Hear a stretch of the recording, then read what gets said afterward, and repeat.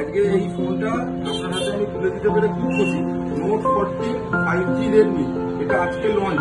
আর আপনি একটা এত সুন্দর এজেড পার্সন হয়ে আপনি লঞ্চ ডেটে আমার কাছে ফোনটা কিনছেন, কারণ এটা আমার বহুদিনের ইচ্ছে ছিল। এই ফোনটা আমি 4-5 মাস ধরে দেখছি আসবে। আচ্ছা, তা আমি একটা নোট 13 কিনেছিলাম।